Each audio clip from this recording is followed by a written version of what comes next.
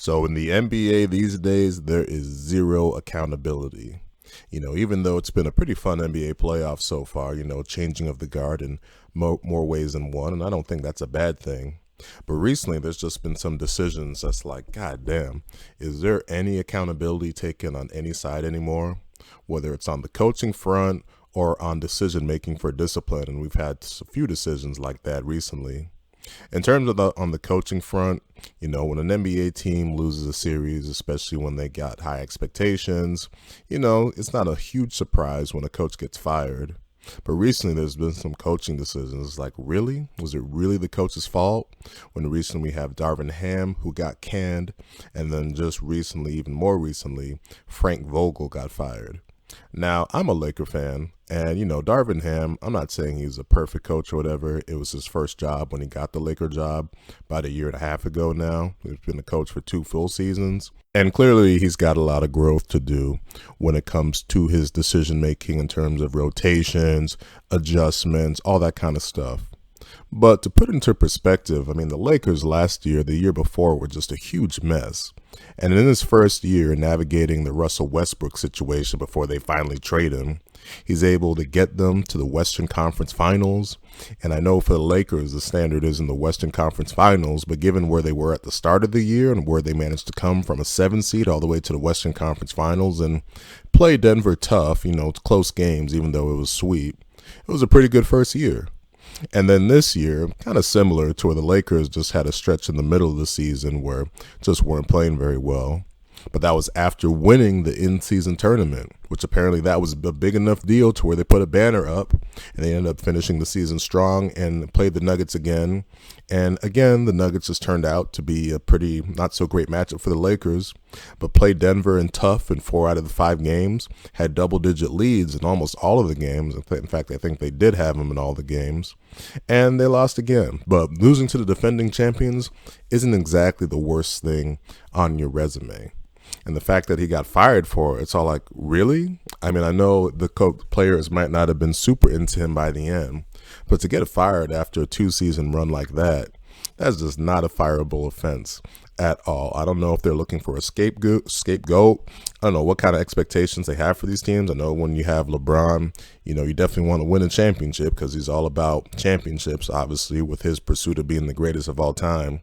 But that's just clearly not a fireable offense. And for a first-time coach to do that kind of job in his first 2 seasons, definitely not fireable at all. And he got a raw deal. And that's coming from a Laker fan. He definitely did not deserve to get canned like that.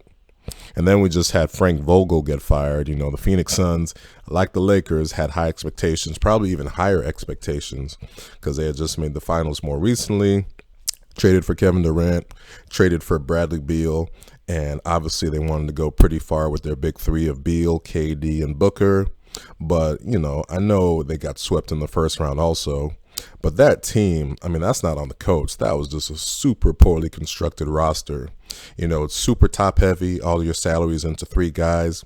That Bradley Beal contract, yikes. And that yikes is in the fact that they don't have any flexibility with those three on the roster going forward. Didn't even have a real point guard because they don't really have the money for it. Don't have a bench. That team, it's not a big surprise, but a lot of people did say when they made that Bradley Beal trade that, yeah, I don't know about this. That's just a decision that just seems like kind of a reckless owner kind of thing. And even the owner last week, show how delusional they are, saying that, oh, we're good. There's like 26 other teams that would want to be in our situation right now. What? With no flexibility, an aging star in Durant, a guy who's always hurt in Bradley Beal, and then Devin Booker, who obviously is a quality player, but hasn't shown to win jack shit when he doesn't have a solid team around him. So to fire the coach after that one, and again, I'm not saying he did a great job, but it was kind of a very tough situation. And it also doesn't help the fact that Grayson Allen, their sharpshooter in the playoffs, or for the whole season, led the league in 3-point shooting. He got hurt, so that didn't help that team out at all. So I don't know what coach you think you're going to bring in to that situation to make things all the more better. They have to make they just have no flexibility. And those stars, Kevin Durant's only getting older, Bradley Beal's only getting older, and older people, they don't get better with age, so they die. So that's just not going to, the team's just got a pretty bleak future, especially with all the young thoroughbreds in the West. Just saw what the Minnesota Timberwolves did to them and what they're currently doing to the Denver Nuggets. My goodness. Same thing with the Lakers situation. What coach are you going to bring in that's really going to shake things up? I know that Mike Budenholzer, I guess, is the hot name now for both teams. And he's shown to be a quality coach. I mean, he's won a championship. And I think he would work decently with veteran teams, kind of like the Lakers and the Suns, especially when it comes to their top players. But let's not act like he hasn't had his hiccups throughout the years, too. I mean, he was close to getting fired before the Bucks won the championship. And even 2 years later, the Bucks canned him after that first-round exit to the Miami Heat, and he had some hiccups in terms of adjustments, timeouts, all of that stuff. So the fact that he ain't no Phil Jackson, I'll put it that way. But at least on the coaching front, that's something for owners to deal with. That's accountability on their front. They're not the official runners of the league. They own the team. They can do whatever they want. I just don't think it's very justified, some of those firings in the case of the Lakers and the Suns. But that's for the owners to deal with. It's an entirely different matter when it comes to the commissioner of the NBA being soft as cottonelle tissue when it comes to discipline, with a few decisions to come recently. I'll talk about more of the more egregious one recently when it came to, actually, I guess the less egregious one in terms of how it played out when it came to Jamal Murray in Game 2. Timberwolves, or rather the Nuggets, were getting their asses whooped in surprising fashion by the Minnesota Timberwolves en route to going down 0-2, losing the first two at home, where he throws actual objects from the bench because he's mad, having a temper tantrum because he ain't playing too well, throwing, I think at first, a towel at the referee, didn't connect with him or whatever, that he needed to throw something heavier, threw a heating pad. And it's like, holy shit. Who the hell thinks that's a good idea, throwing that kind of stuff? You're just having a full-on meltdown at that point, to where I don't know where anyone thinks that would be a good idea, no matter how bad a game that you're having. That's just the number one no-no for the NBA right there. And then the big thing when people saw, I was like, he's probably going to get suspended. But in this one, he actually ended up the discipline from Adam Silver. He did not get suspended. He got fined $100,000. And I think a big reason for this is because I think the commissioner knew that, the Nuggets, they're on the ropes. And if they suspend him for that next game, then he's going to be in the Nuggets are pretty much officially done. I mean, they got no chance if Murray ain't playing at a high level. So I kind of get them not wanting to decide things in that kind of way. I think if it was the regular season, he would definitely get suspended. Or if the Nuggets were even, if they were up 2-0 or tied 1-1, I think the discipline would probably be a little bit different. But given how soft Adam Silver can be when it comes to discipline, we may never know. But that's nothing compared to the next situation with Patrick Beverly. Patrick Beverly, this was in Indiana, the final game where they were about to lose the series 4-2 to the Indiana Pacers. Patrick Beverly, player for the Milwaukee Bucks. And I guess a fan, was heckling them throughout the game. As far as I know, it was nothing that was super egregious or racial that was said. And he ends up tossing the ball into the stands to actually hit the fan, but it accidentally hit a young woman. So I was like, whoa, that ain't very nice right there. Then the fan, threw the ball back at Beverly, not maliciously. And then Beverly just chucked it back at the fan. So I was like, whoa, I mean, this is a vicious chuck right there. And I was like, that's bad enough to where that's major discipline right there. To incite that kind of thing amongst a fan, like I said, as far as I know, nothing that bad was said. But even if something bad was said, you just can't do that. That's a ridiculous thing to do.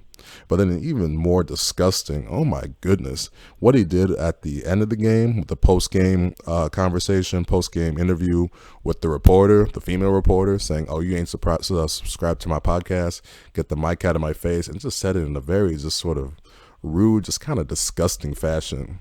To where after I saw that, I mean, for the interview, that's disgusting too. But in terms of the on-court stuff, that's grounds enough to where when I saw it for the first time on TNT, I was like Charles Barkley. I was like, oh, that's going to be a minimum 10 games. I wouldn't be surprised if it was 15 or 20, just because that kind of potentially inciting that kind of violence. Oh my goodness. But then Adam Silver, soft as cottonelle tissue, only 4 games. 4 games. And me, like everyone else in the media, I'm just like, are you kidding me? To call that a 4-game worthy suspension is just beyond ridiculous. And I don't know what it is with Adam Silver, man. I mean, he gets The media sucks up to him probably because they want him to keep interviewing him when it comes to various things. And I think he's done some solid stuff in the past. Like, I actually think the in-season tournament has been pretty brilliant. But under his watch, the whole player resting thing just got way out of control. You have the All-Star game, which is a total disaster now. That's been under his watch. And now you have this stuff with discipline, to where it's all like, this kind of stuff, man, is just beyond ridiculous. Have some backbone. You know, I know you made your bones being the players commissioner, which good for you, but that's a partnership. And what's happening now in terms of that kind of behavior on the players' part, throwing stuff on the court, chucking the ball at a fan, intending to cause them injury.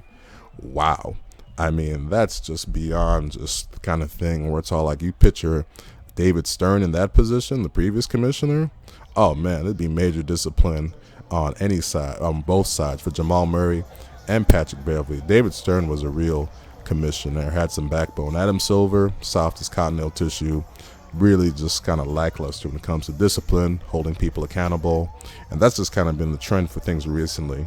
Just no accountability anywhere in the NBA. No one taking accountability for losses. You see what happened with the recent coaching firings for the Lakers and Suns. Complete joke, and a complete joke when it comes to discipline in the NBA. Players not taking accountability for their actions. At least Patrick Beverly apologized a little bit. Jamal Murray, if you saw his interview afterwards, really blunt, didn't really seem to care, came across as entitled, kind of disgusting in that respect.